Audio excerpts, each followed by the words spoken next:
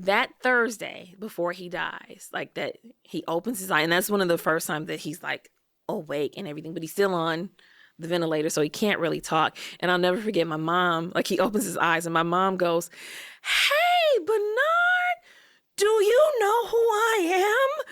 And he rolled his eyes like this one, like why in the hell would I know who you are? Come on. Like, because even I was looking at her like, what? Why wouldn't he know? What? That's hilarious. So, when it happens, like, and I see him roll his eyes, I'm like, he's okay, everybody. Yeah. He's going to be okay. And then I see him watching her. So she's like, excited. Like, we're both excited. And she's like, okay, well, and she's doing stuff. And I watch him like he's watching her. And then as soon as she walks out of the room, he looks at me and he motions for me like this to come in. And I'm like, what you need? What you want? Like, he's what? Like, what do you want? And he mouths, "I'm dead." And I look at him and I'm like, no, stop saying that. And he went. And I said, "You're a terrible patient." Because he was a terrible patient. He used to, every time he got sick, he would start, "I'm dead. The headline tomorrow going to say Bernie Mac dead. Your mama going to move another man in my house, spend all my money on him. Might as well go ahead, call the papers now." Like, he would do that. So... This is a roller coaster. Yeah. So, him saying that, I'm like, oh, okay, I knew it wouldn't be long before you go there. And he looked at me and went, and then he like flattened himself like to say he was dead. And I'm like, no, stop. Like, man, stop playing with me. So my mom comes back in and he just looks at me and goes, so that was Thursday. So that Friday, they tell us, he's doing like much better. So we're just going to do some standard procedures. We're going to take him down, change his PICC line and some other tubes, and, we'll do that and bring him back up to his room. But everything should go fine. So Friday morning, we're there, and they keep telling us, "Oh, we'll do the procedure at this time." That time comes, and they go, "Oh, okay, we got to push it back a little bit. And so this is now like August. My mom's birthday is June 21st. At the time, I bought her tickets to see Jill Scott. The concert wasn't until August 8th.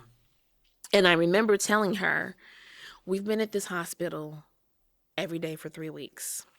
Friday night, I'm taking you to the concert. Like, there's nothing we can do here anyway. We're going to go get our minds off of everything. Like, that's what we're doing." So we're sitting there waiting for them, to do this before we go. By the time it's time to go to the concert, they still haven't taken him down to change. And they're like, "No, don't worry about it. Everything's going to be fine. We'll call you if anything's, going on."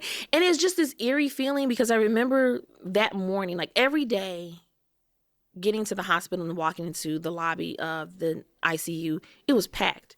That morning, there was no one there. It was me, my mom, and my grandmother. That was it. And I remember as I was walking in, I was like, this is really eerie. Like, I've never seen it this empty in here. And I think both of us had that eerie feeling, like something just feels off, but nobody we don't talk about Bruno. So we didn't say anything. So we go to the concert and I have my phone on me because I took my mom's phone from her as well because everybody was calling her all the time. And I'm just sitting there like, okay, and we're trying to, get into Jill Scott, but I can't. My phone rings and I see it's the hospital and it's outdoors. So I'm trying to find a spot that I can talk. And amidst the crowd, I answer the phone and I hear the doctor say, "Okay, he's stable now." I'm like, so she proceeds to tell me he coded and he was gone for like 2 minutes, but we brought him back and he's stable. That was the first time. So now I'm in the middle. All these people are, dancing and singing along to Jill Scott. And I'm like, oh, shit. So she's telling me, but I don't hear anything. I'm like, we got to get back to the hospital. So I rush back. I grab my mom's hand and I'm like, we got to go. We drive to the hospital and it was just like the quietest, right? We're both just like, because nobody wants to say it. We get to the hospital and they're like, "Okay, no, he's fine." So he did code, like the PICC line change and all that was fine. But when we went to transfer him back to his bed in his room, that's when he coded. We worked on him. He was gone for 3 minutes. We brought him back. So we tried to transfer him again. He coded again and he was gone a little longer that time. That was like 4 minutes. But we brought him back. He's stable. We're just going to clean him up for a bit and then we'll let you come see him. Clean him up for a little bit turned into like 2 hours. We're like, 2 hours? So by the time they tell us, hey, okay, you can come back here and see us, it's after midnight now. And I remember when we walked in the room, I was like, he's gone. Like his eyes didn't look like him, and he had this tick. He kept ticking. And I was like, why is his body moving like that? And they were like, oh, that's just, we had to give him the paralytic to stop him from, pulling at the strings, but everything's okay. And I remember looking and thinking, no, it's not. He's not okay. This isn't it.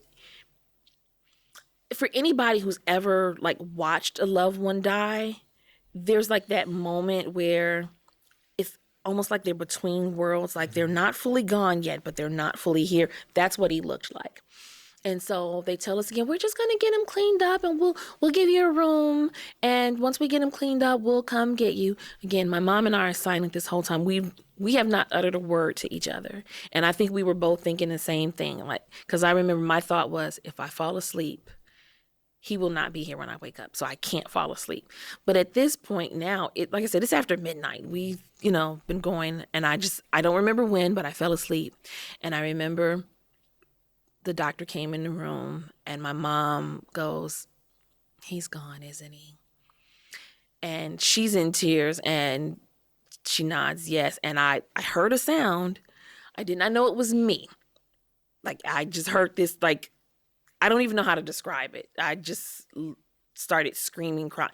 Didn't know it was me. Like, in real time, I'm like, what is that sound? Yeah. But it was me.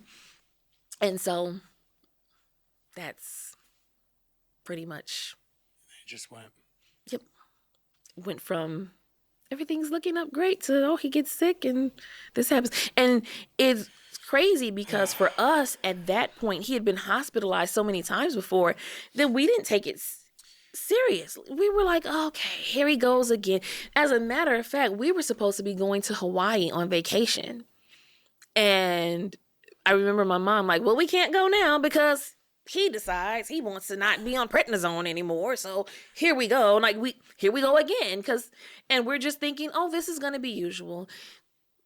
And it was like, oh, okay, we've never done ICU before, but he'll still be fine. He'll be fine. And until he wasn't.